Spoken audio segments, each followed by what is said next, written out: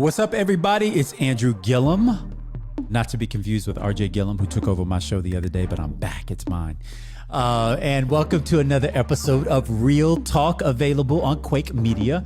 I am really excited, and I mean it from the bottom of my heart. And I know you guys have been hearing me say that a lot because we've been doing this series diving into the 2020 elections. Most of those conversations have been about the outcome of the presidential race, which obviously for me, and I think for maybe all of us in this conversation, were disappointing. For me, as a candidate for governor in 2018, having come within, 0.4% of flipping the third largest state in America from red to blue, to then see us go almost 4 points away, it was particularly devastating. And I've been hearing, many of us have been hearing from a lot of people around the country trying to figure out, what is the matter with Florida? We just don't get it. What's up?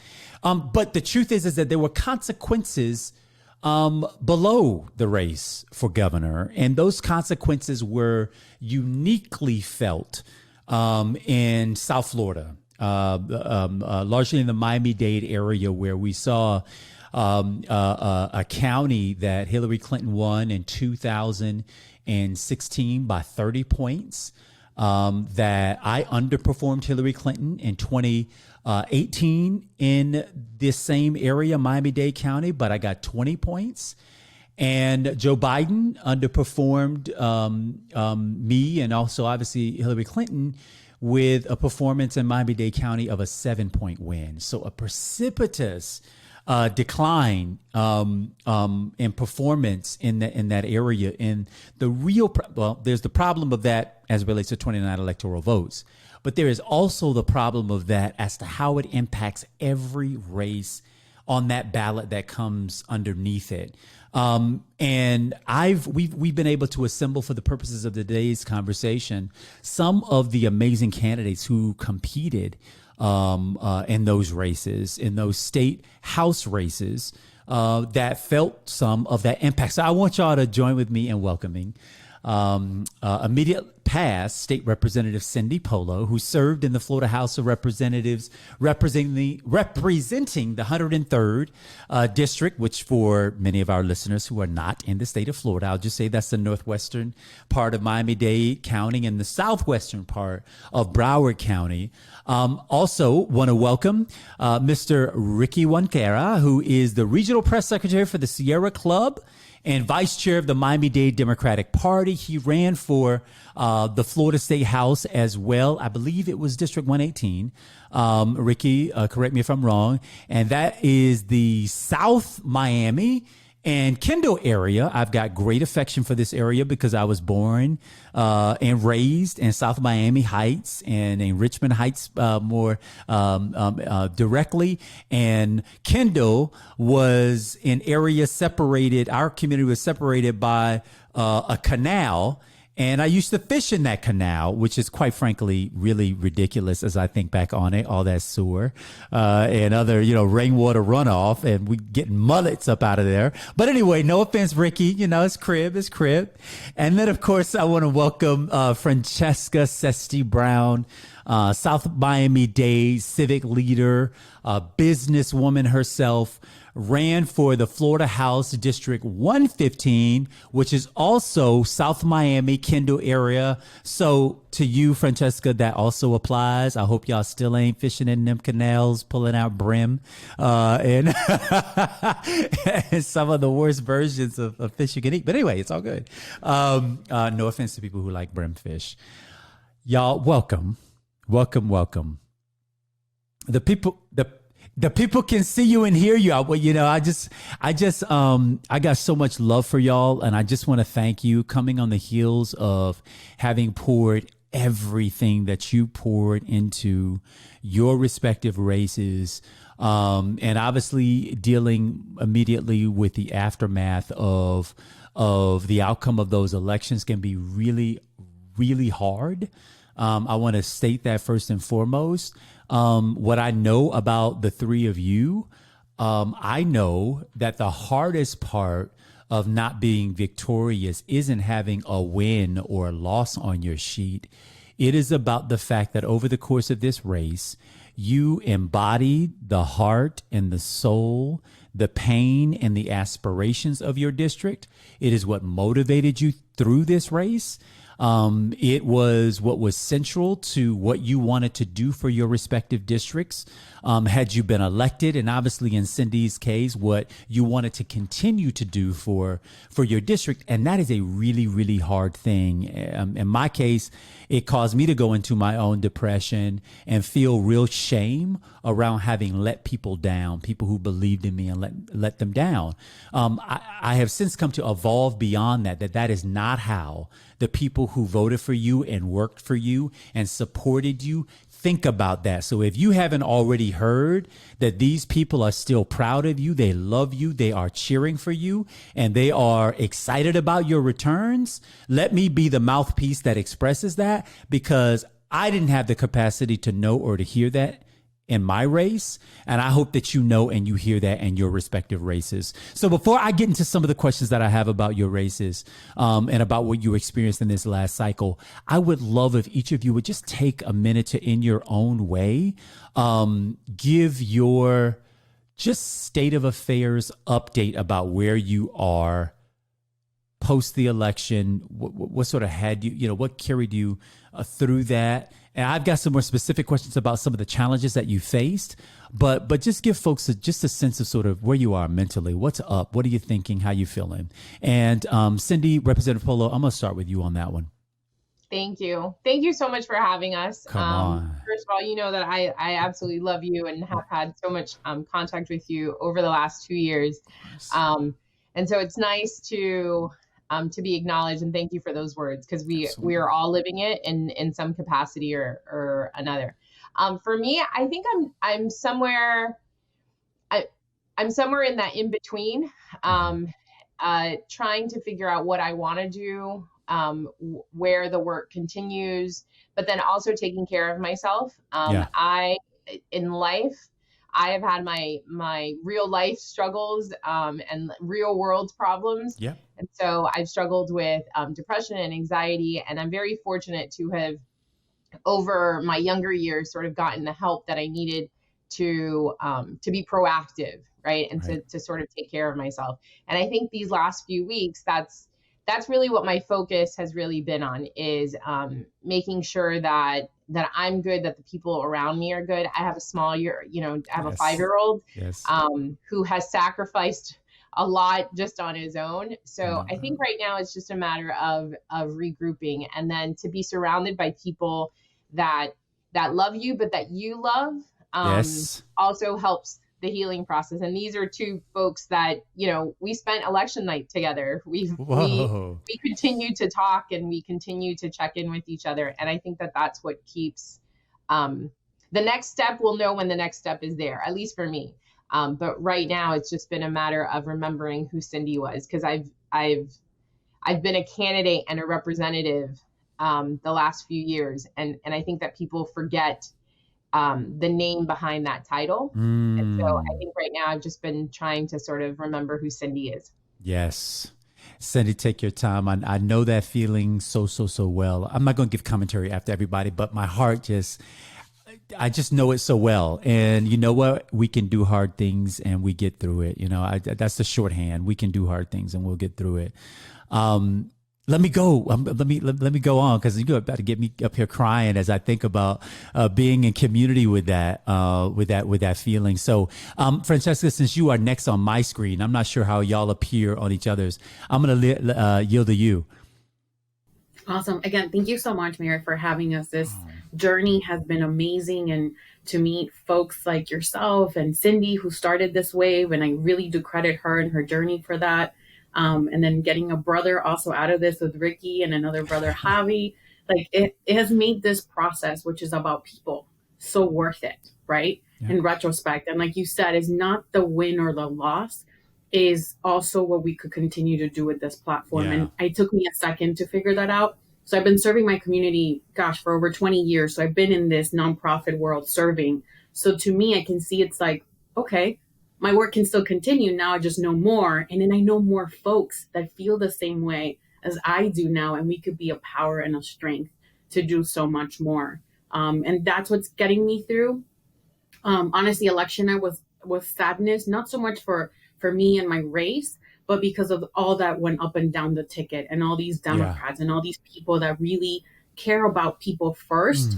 And so some folks still don't understand that impact, and that was the saddest part for me that night. And like Cindy said, we were all together, and we talked about it, and we tried to persevere, move forward, and this sense of community that we've been able to build. I used to call it like a candidate support group with Ricky, Javi, and Cindy. Through this process, this really has been an amazing experience to do together, and to learn from each other and our strengths, and how we uplift and have a vision for our communities, because that connection of why we were friends in the first place and how we ended up running stays, right? And so what do we do with that, like Cindy said? So really thinking of the next steps, but knowing that now we have a group behind us that feel the same way is so amazing. It really is. Yeah. I love that. I appreciate that. Brother, Ricky, the new brother, the brother from another mother that everybody wanted. Yes. For me, I've been in this apparatus of a democratic system locally for a long time. And so for me, I think, I knew, so I'm a field person. I'm a field guy. I cut my teeth in field really early on.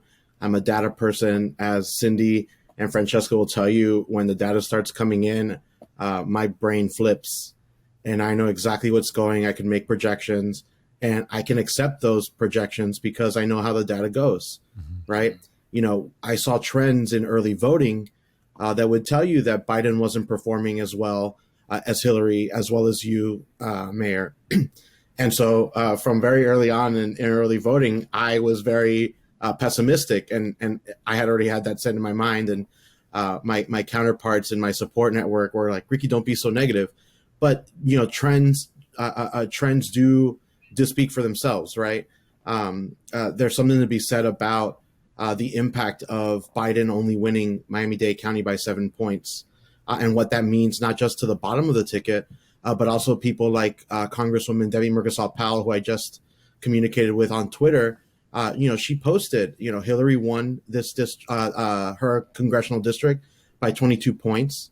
Mayor Gillum won this district, or her congressional district, in 2018 by, I think, 17 points, and Biden only won it by 7 points. And so those realities matter when the margins are so narrow. That's right. Now, That's right. the issue that I have now, and I'm dealing with, is there are a lot of people who, good for them, they won or weren't running this cycle, who have their opinions, right? When we know that we didn't communicate to Latino voters appropriately, and we didn't speak to Cuban Americans, we didn't speak to Peruvian Americans, we didn't speak to Colombian Americans directly. Ricky, when you say we, who are you referring to? As the Democratic Party, or as the Biden campaign, right? Okay. We know we didn't effectively communicate to Latinos in the way that we should. But then now the hot takes after this election are what I have to deal with. People who are either not invested in this cycle because they weren't running, or people who were in safe districts now speaking up and saying that the voices of those who lost their races should not matter as much. But here you're looking on your show to a Peruvian American, to a Colombian American, to a Cuban American who ran, raised a lot of money, raised a lot of goodwill in their community, and now are sitting back and watching these hot takes, watching people move away from the focuses that we need to make in order to win down the road. And so those are the things I'm struggling with and thinking about post-election. We'll talk offline. I got lots of thought about all them people who got lots of assessments after these races are over. Send me that conference call number. Okay. It'll be our therapy session. A post show. Send me that. I've been nice on social media, and I've told Cindy and Francesca, I've been nice, but I'm keeping my receipts. I have a good, I have details. I have notes, and the thing is, I've been there for all those races, right? I was there for Hillary in 2016. Yeah. I was with Joe Garcia. I was with Annette Taddeo. I was with Jason Pizzo. I was with all of these other leaders during their races when they were trying to become the leaders that they are today. Let them get to those questions, because I'm sure a lot of those receipts will probably start coming up. Yeah. So I think it's important to ground ourselves in like what's real. How are we feeling? How are we doing? How are we showing up? And it's okay that, we're not all in the highest of spirits. The wreckage on the field, particularly down in this South Florida area after this election, was heartbreaking to me. And Joe Biden, all that, that is what it is. I mean, I wish he had won the state. I'm glad that there's a pathway for them. Without Florida, that's important. I hope they do not see that as part of a long-term strategy, because that would not be smart for a state as big and as diversifying as ours. But that is what it is. I want to ask you, and this may feel a little bit like too detailed to get into, but I think it hasn't been really hit on a lot. March 2020, the country shuts down. Folks stop going to work. Pollution globally plummets, as just an illustration of how the world was about to change. These are months that are critical months for any campaign to get about their business, if you haven't already been, of getting on doors, holding events, touching and feeling people. All three of you, based off your work, based off of what we know of you, are folks who believe significantly in the ground game, touching, feeling, building energy off of contact, off of touch. All of a sudden, that is all ripped away from underneath you. What the heck did you do from March to November to reorganize your campaigns under that new reality? Representative? Well, so obvious. I mean, I think you did a great job in putting this panel together, because we're all going to have very different perspectives, because we're all coming from very different roads, right? Yes. So I was on the list of priorities, candidate was number 6, right? I was a legislator. Yes. So when you're talking about March, the world shutting down, March 13th, Friday, March 13th was supposed to be the last day of session. 2 days before that, it was announced that session was going to be extended because we had not reached the budget requirements. And Friday, March 13th, I sat in that Florida chamber. And at the very end, you know how like they open it up to announcements? We had a legislator who is now back in the state house, who stood up and basically said how we were going to be fine because this was just the flu. And every single Republican stood up and applauded him. That was Friday, March 13th. And I was very proud of where I sat. I was the last seat in the last row in that chamber. And I looked around and realized this is going to be so much worse than anyone can possibly imagine, because we can't even sit in a chamber and agree on what is about to hit us. Yeah. Right. And so when I came home campaigning, and I would tell them, as my friends, you guys have an advantage that incumbents, because I wasn't, for those that are listening, I wasn't just an incumbent. We were a seat that we flipped in 2018. Yeah. And so I beat the Speaker of the House's friend. So they were going to come at me even harder. Yeah. And so what you're trying to do when people are losing their jobs, when people are terrified of being out in the streets, when you have an unemployment system that was designed to fail, is you are now helping people. That is what our job was. We're calling for a special session. Meanwhile, my colleagues who yesterday got to walk into that chamber and take an oath were busy taking photo ops in food lines when our job was to legislate. We should have been back in Tallahassee, whether physically or virtually, to address the issues that we knew were coming down the pike. But they decided to cover their ears, cover their eyes, and pretend as though everything was going to be fine. So the answer to your question about what were we doing, from March until easily September and October, campaigning was not my priority. People needed help. And my staff, which is a staff of 1.5, and I say 1.5 because between all of the hours and what they get paid, we weren't equipped to try to handle hundreds and even thousands of unemployment applications. They didn't even have a website for people to sign up because it crashed. And so when people talk about everything that went wrong, there's a lot of things that went wrong. But if you were doing your job, it was very hard to campaign in a difficult district. It was always going to be very difficult, especially we lost 3 House seats. We lost 3 incumbents this time around. There's a reason. And I am proud that I share that title with Jennifer Webb and Dolores Hogan Johnson, because you know what the 3 of us were doing? We weren't trying to fundraise. We were actually trying to save people from getting evicted. We were trying to get people to have food on their table. We were doing what we had been elected to do. You don't get elected to run a campaign and to worry about your next move. You do it to serve people. And if it's only 2 years that you're able to do it, then you do it to the very best of your ability. So Mayor, my answer to you is, what was I doing from March to election day? I was serving. That's public service. Public service. I hear you.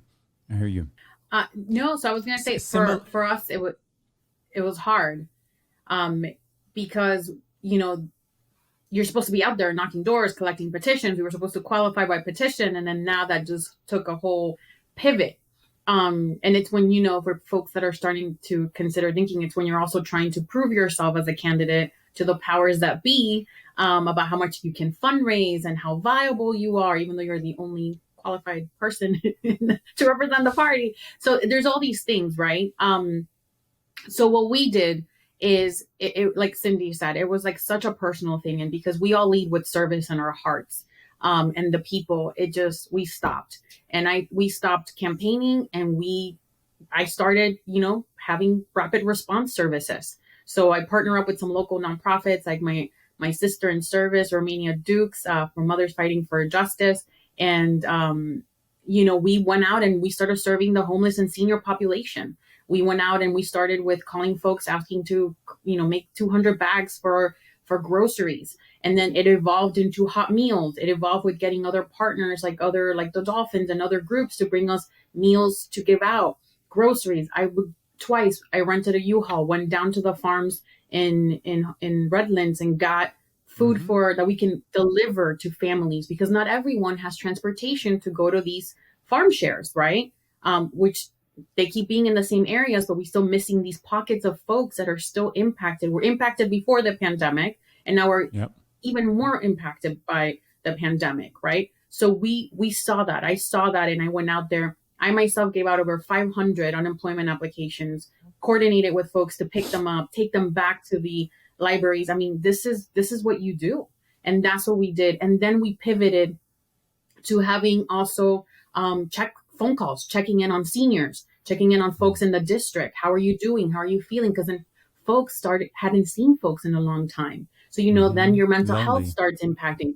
Yeah. We did masks and meals for the police department, for the nurses. I don't sew, but I can iron like nobody's business. So I partner up with some Girl Scout leader friends of mine. They were sewing, I was ironing, and we made over 150 masks to give out to 3 different hospitals that would allow for nurses. So that's what we did, right? And that's what this platform allowed me to do at a bigger scale. But yeah, it was serving the community and not campaigning, because also, how can you call folks and be like, hey, can you donate, when they're like trying to either put food on the table, pay their rent, figuring out what to do with their children because they're all at home, and they're also debating whether or not to go back to work later on because they're in high risk population. So there was so much, and that's what we did. We pivoted to the people first, and that was awesome.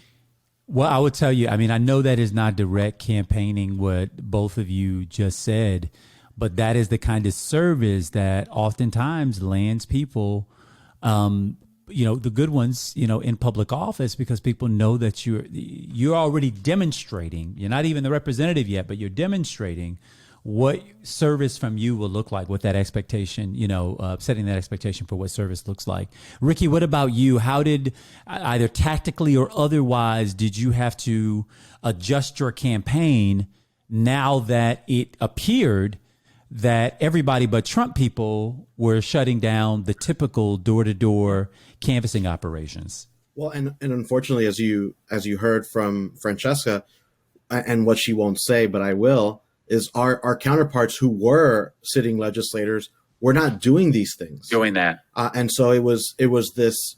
They were for the cameras. They were for the cameras. The thing that I brought up, for 2 months from the beginning of the pandemic, the first 2 months, every tweet, every social media post from the current representative in the district I was running in would talk about a food drive he was hosting with the rest of the GOP delegation at one central location every week. And he would do photo ops and his little selfies, handing out food just in distribution sites that were paid for on a line item on the budget for the state. And so they would use this, and that was the only thing they would do. So what am I supposed to do when I'm in this predicament, right? It's either attack them on it or give the services that they should be providing.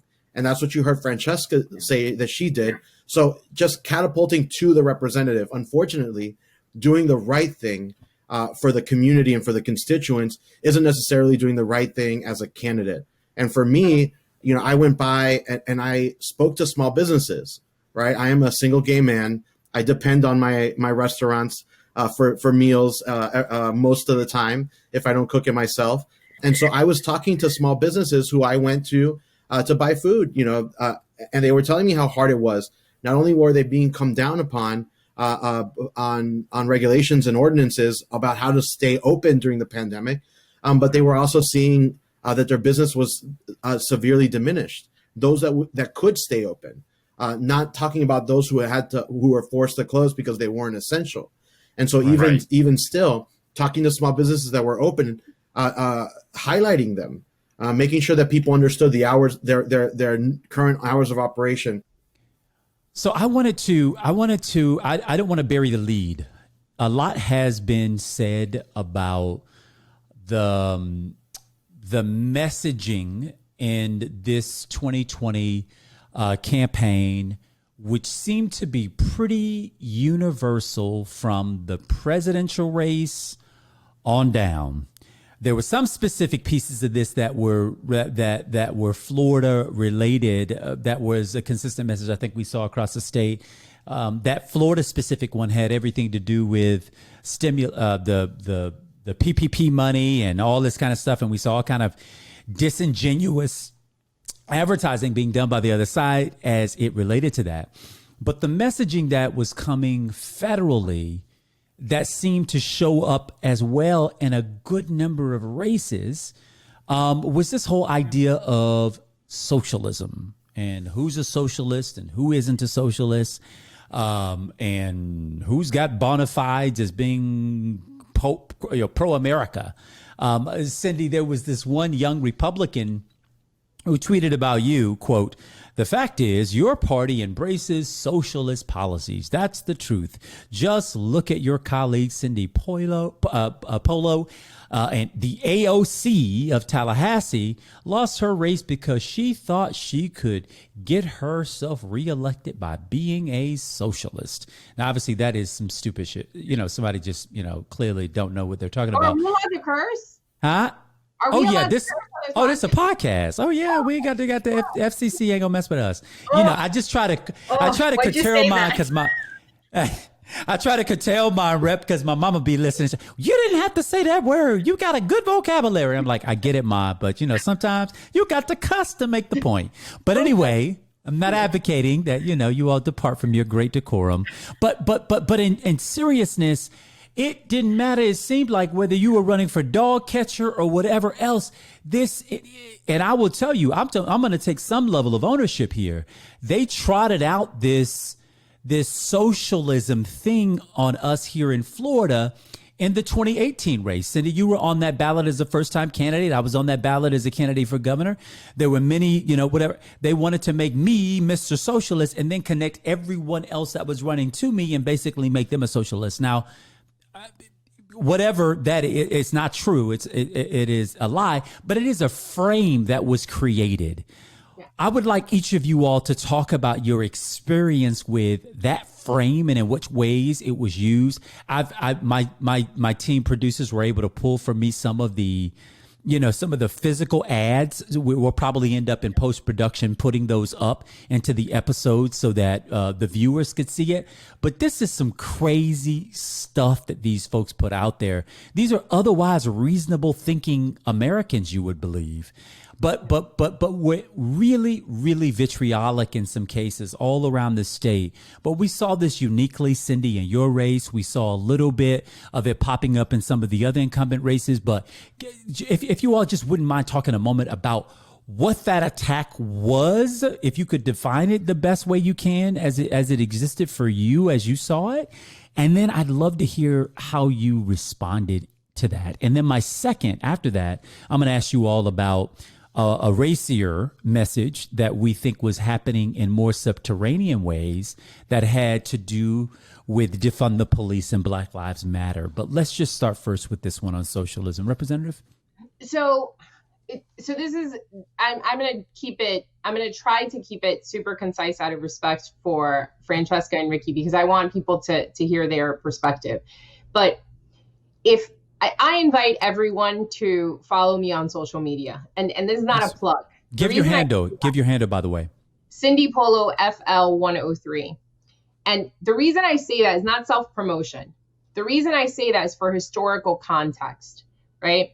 Is I put out a tweet recently that I said, that what I was frustrated with was a bit of this Monday night quarterbacking of that we were being called socialist and we didn't confront it. And I said, I'm going to need all of y'all to start scrolling through my feed, because I was in office for 2 years. And Andrew, obviously, you know this, but I was attacked from day one because I said when I walked into that chamber that I was going to be unapologetically a Latina from Northwest Miami-Dade. And each and every time one of them said bullshit in that chamber, I was going to call them out. Mm-hmm. I pissed them off from day one. So the insults for me did not start this summer with the campaign, right? Mm-hmm. Being called a socialist and being called a communist from these three people that you're about to hear from, that you see on this screen, we've had it our entire lives. We know what has been happening in Miami-Dade for decades. This did not, and with all due respect, Mayor, this did not start with your campaign. When they started using it on your campaign, I sat on my first phone call as a representative and said, as a first-time candidate, when they did this to Gillum in my area, I said to y'all need to stop laughing this off, because this is true, tried, and by the way, effective in my community. So this time around, I'm going to need y'all to just give us backup. In my case, I have been fighting that not only my entire life, partially the platform that I ran on 2018 was that tired playbook needed to be retired. That was actually one of my first radio interviews on Spanish radio. They asked me, why was I running? They wanted to hear about education. They wanted to hear about taxes. They even wanted to hear about the mine blasting happening in my area. And I said, the very first reason, because you have somebody that's running for state senator talking about what's happening in Venezuela, when he knows damn well that at no point in Tallahassee will he be able to make any decision about Venezuela. But the reason he talks about it is because the fear mongering, the labeling, and the diverting from things that actually matter has worked for them. So I have been saying this as a first-time candidate with no political experience, but a wealth of knowledge of what it's like to live in Miami-Dade County. Those tweets, I have had sitting representatives, I have had the Speaker of the House, I had congressmen come out of retirement asking for my resignation a year ago.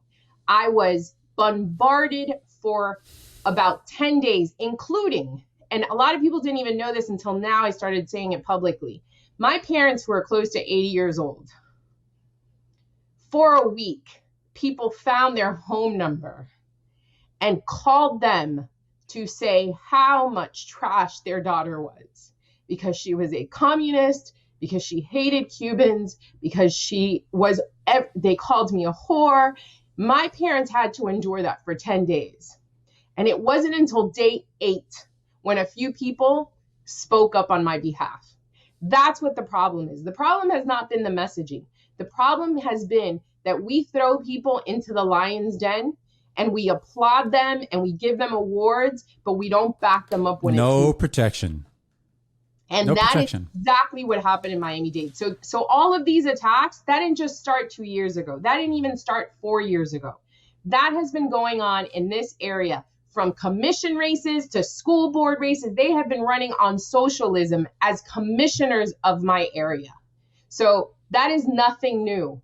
What was different this time around is we have had people that have grown up and were kids when that was being used against us, and have now decided to fight against it. But we have done it at the expense of our individuality. We have done it at the expense of being the troublemaker, and that she doesn't shut up, and but it was always she.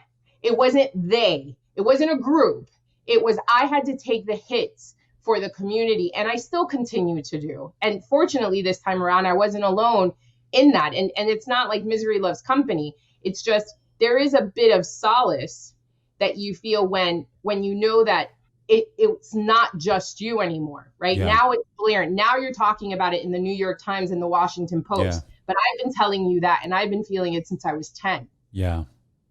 I appreciate particularly the Miami, South Florida perspective on that as an attack. I will tell you, it was my first time in 18 seeing in North Florida them talk about socialism. People, I mean, you got folks ain't never even have no clue how to define socialism as a form of government, by the way, as a political philosophy, but parroting this thing. And I'm like, what are they talking about? Like and then it just, even from the president's Twitter feed, I'm like, I'm running for governor of Florida. And what is he talking about socialism for? And this, but a very effective set of attack, which I think, unfortunately, as an apparatus, many were caught really flat-footed on what was a pretty anticipated line of attack. If they could make Joe Biden a socialist, they can make anybody, a socialist. Francesca, how did this show up for you? Honestly, it was so interesting because when I was knocking doors, I was called the socialist to my face, and they're like, "Oh, you're a Democrat, you're a socialist." Like, it didn't matter, right? So I per se did not have a personal ad against me that I'm a socialist.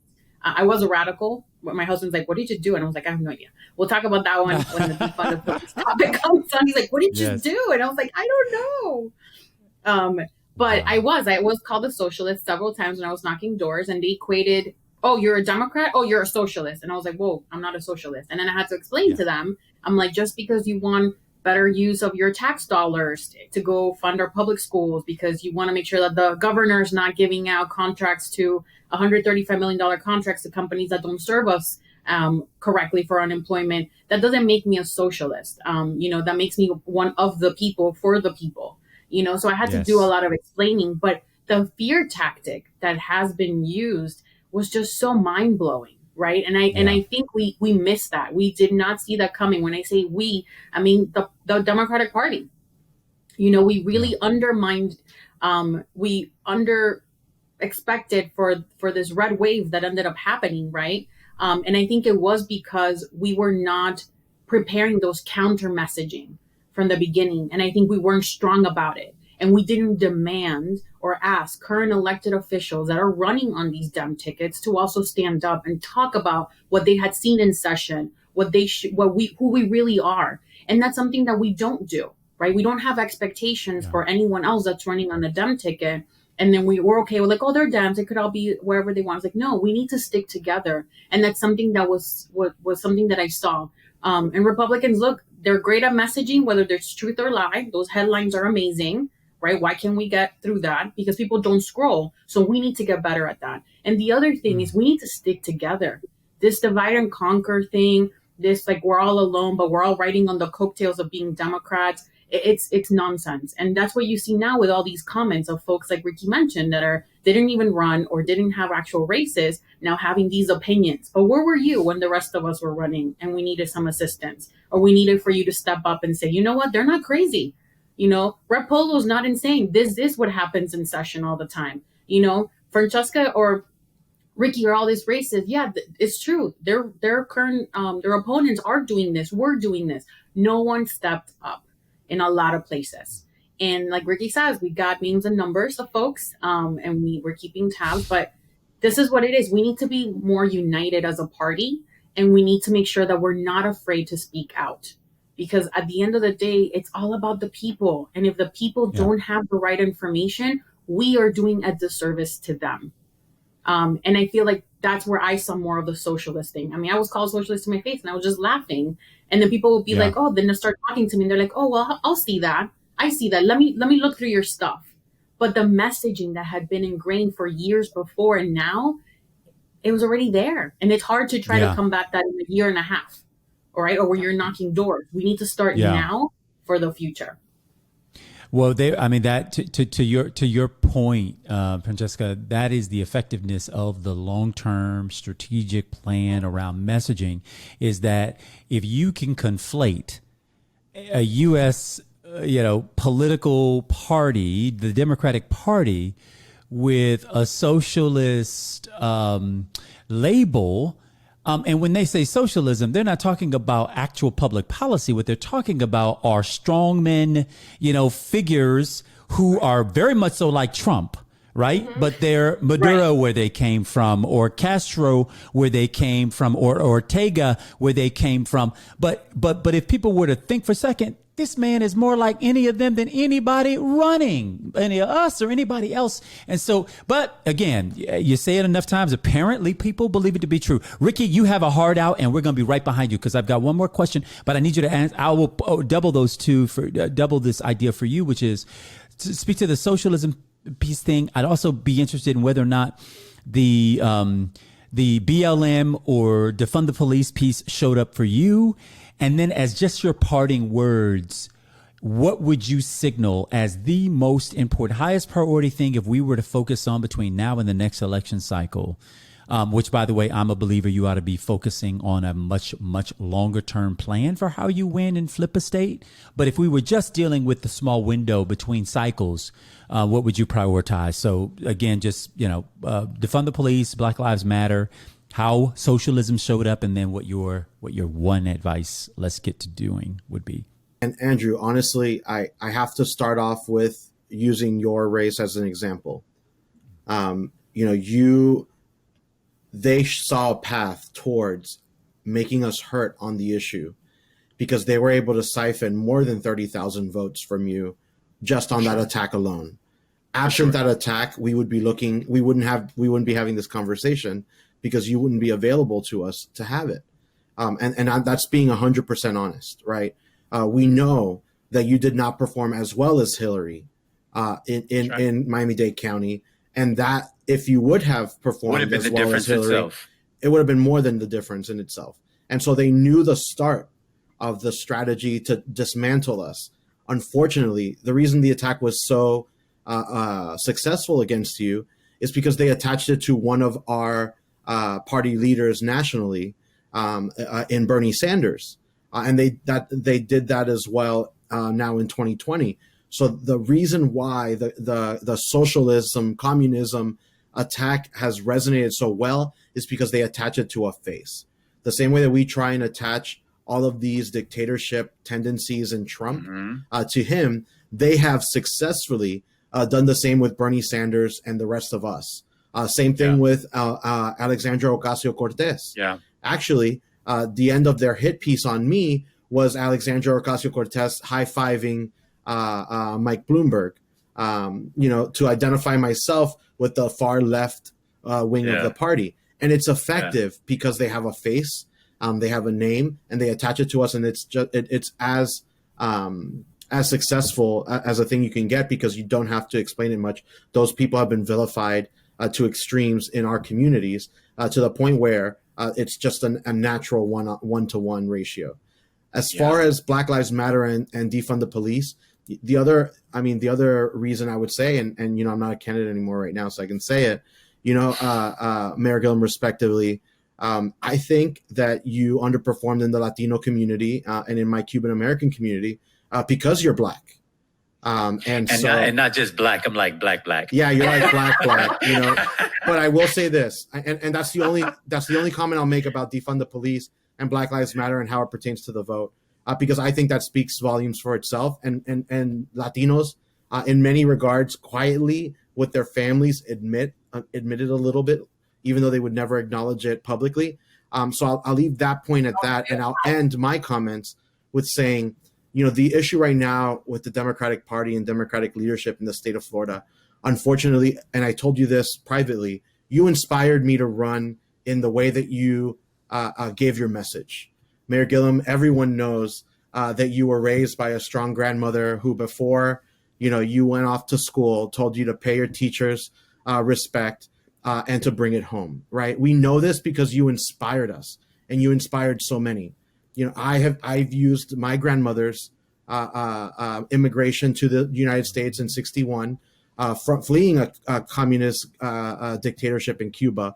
And I explained how she was able to raise 4 kids on a single person's salary as a seamstress on the Miami River, and how none of those jobs are available anymore. And no person can raise 4 children on their own on a single salary. And I was able to point to those issues and talk about those things through story and narrative that inspires people, because it connects to people and to their most basic level. And we've lost that. We don't have that.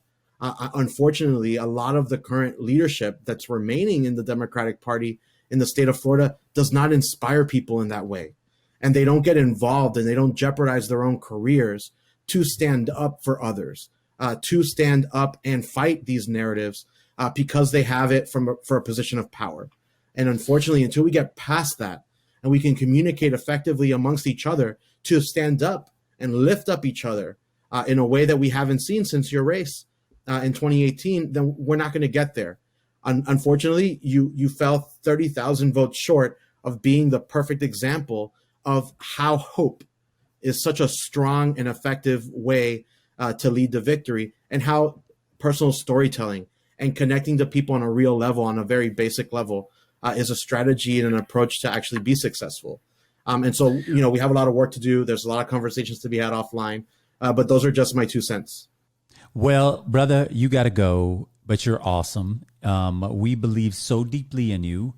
And just as you weren't off the field before you were a candidate, I know that you're not going to go off the field in being a post candidate and probably a candidate again. We got to have the stick-to-itiveness. Your message was right.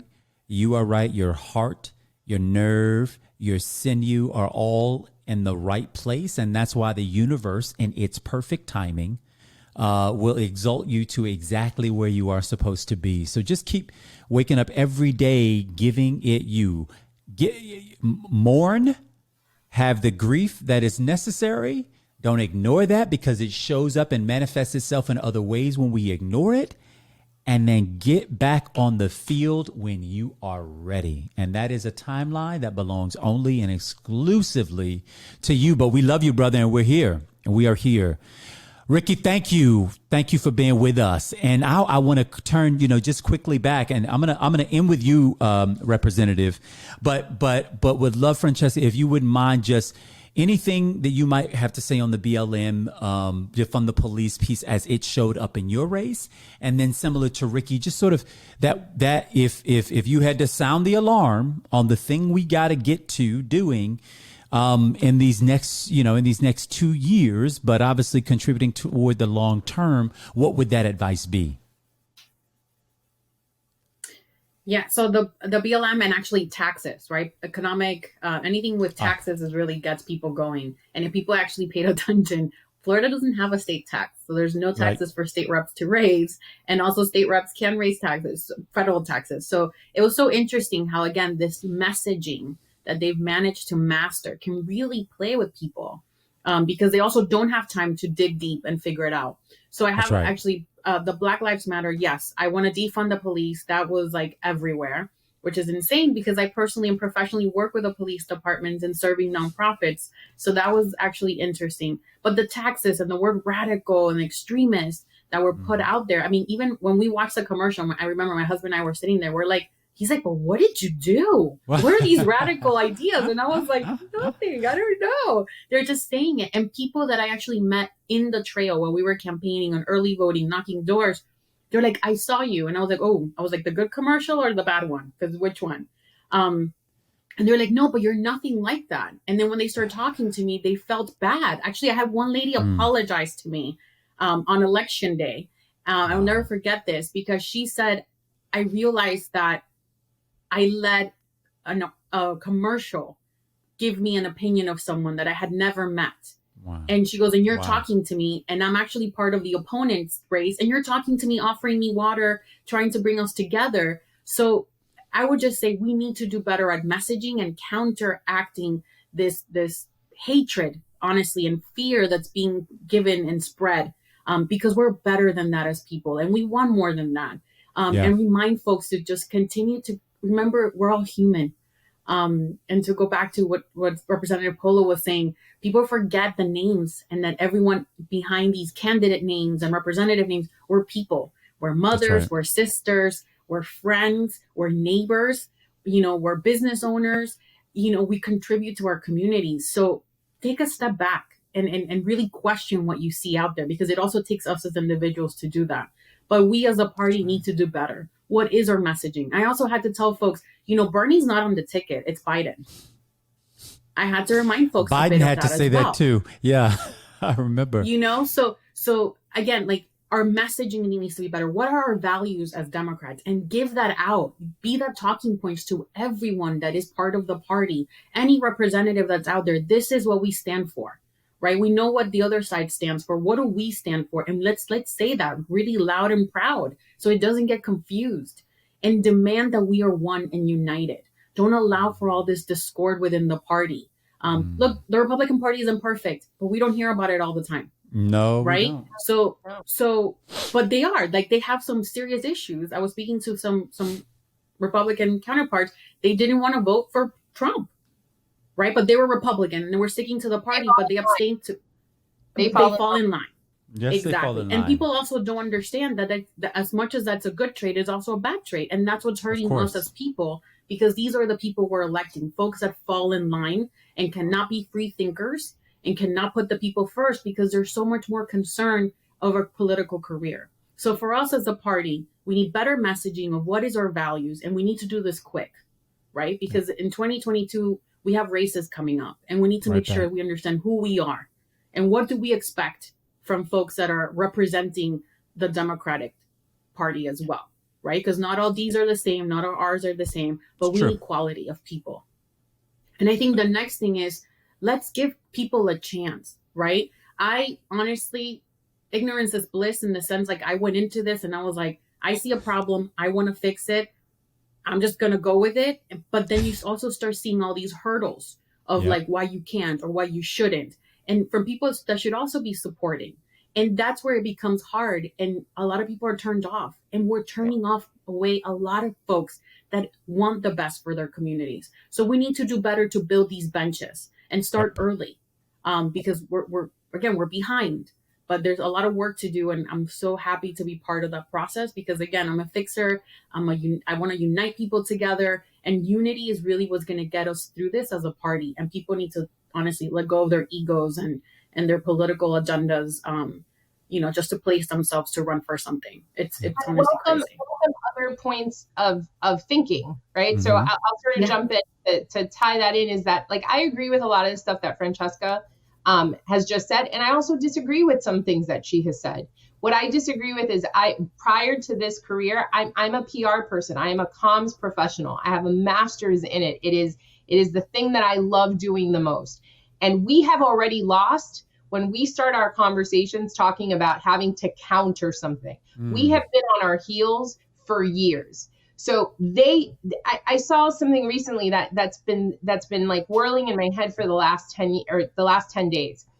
Black Lives Matters was not the issue. Defunding the police was not the issue. Socialism wasn't the issue. New Green Deal, not the issue. What's the issue is that we have allowed them to define what all of those things mean. So then every time somebody asks us about it, we have to defend it. We have to counter. We have to re-educate people, because we didn't start the conversation. We allowed them to create a narrative that we are then always forced to have to defend and redefine. One of the biggest lessons in comms, and here's my PR 101 for everyone, is that the truth doesn't always win. Yeah. The loudest and the first usually win. So if you are the first to a message, if you are the first one that has said something, why should you and I, Andrew, be ashamed that we earned Bernie Sanders' endorsement? We should not be ashamed of that. I don't have to agree with Senator Sanders on everything. So I should be able to welcome that. I don't get offended when you compare me to AOC. I'm 13 years older than her. I've been rocking the red lip, the boots and big old hair way longer. But I'm not going to take offense to it. You know why? Because she represents a district and she represents her district and her people.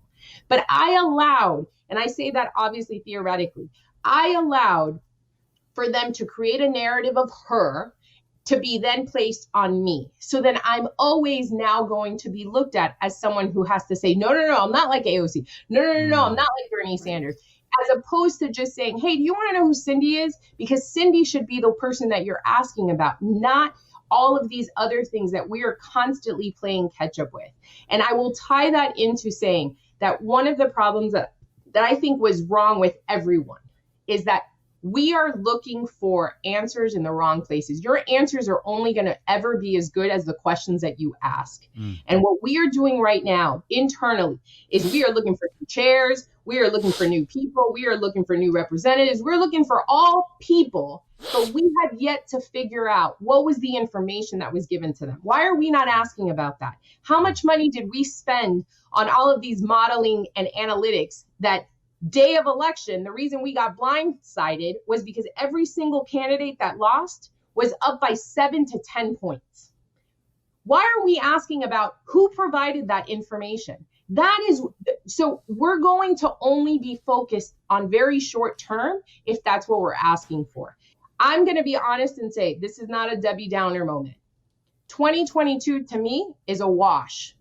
Because we should not be focused on 2022. We should be focused on 2024, 2030, 2034, because that's the game they've been playing against us. If we go in right now and try to close the gaps and try to fix everything for an election cycle that, by the way, has already started, because 2022 already started.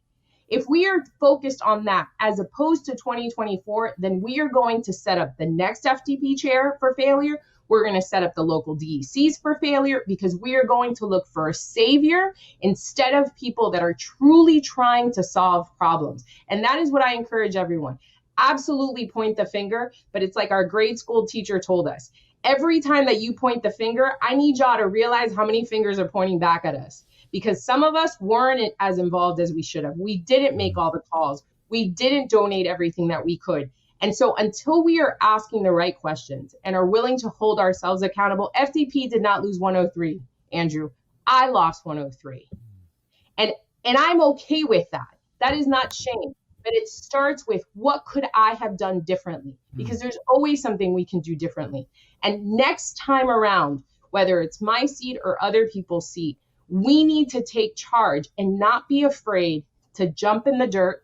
Some of us are going to have to take the hits for everyone else. But once they're doing that, let's protect them. Let's protect them and say, you know what, Cindy, you're the one that can call Sabatini a racist on Twitter. I can't. Yeah. But when he comes at you, I'm going to protect you. That's right. Yep. That's right. Good Lord, backbone. Please, can we get it in spades? A little bit of backbone. I thought it was interesting. I'm up here in North Florida. I'm seeing attack ads being funded by Republicans that have Democratic voices as the total script.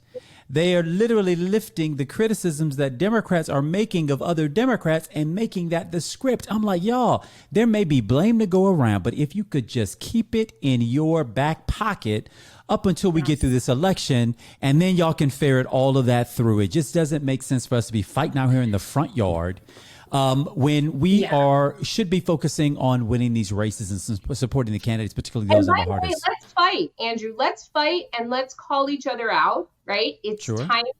But what I really, really hope that my future and current colleagues and whatever the hell we want to call it, everyone that gives a damn that wants to do something about this, absolutely hold folks accountable. For sure. I agree. Doing it for the greater good. If you are doing it for your next run, please get out of my way. Agreed. Yep. Y'all are the baddest. Period. Honestly, as I said with Ricky, take the time that you need, whatever that is, and you define that for yourselves. But speaking of that bench, Francesca, that you were mentioning, and how not deep it is. I hope you still consider yourself a part of that. Sometimes it takes, sometimes it takes a couple of rounds. Sometimes we might be shooting too small for what the universe has in store for us. You just never know. But you've been gifted with a set of skills. You've been gifted, all of us, I think, with a set of values and the ability to motivate folks in the direction that I think makes us better and more whole people. And I think we shouldn't remove that from the space. In fact, it's what this space needs more of. I want to just thank y'all again for taking time, especially so close after these elections, to just spend some time talking through what it is. Our intention is not to do a hot wash.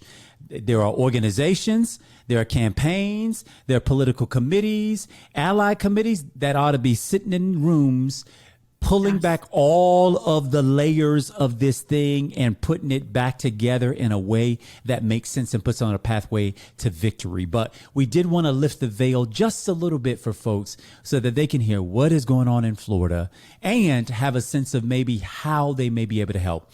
Representative Cindy Polo, Ricky Wancara, who had to leave us a little bit earlier, and Francesca Cesti-Browne, I want to thank y'all again. I love you.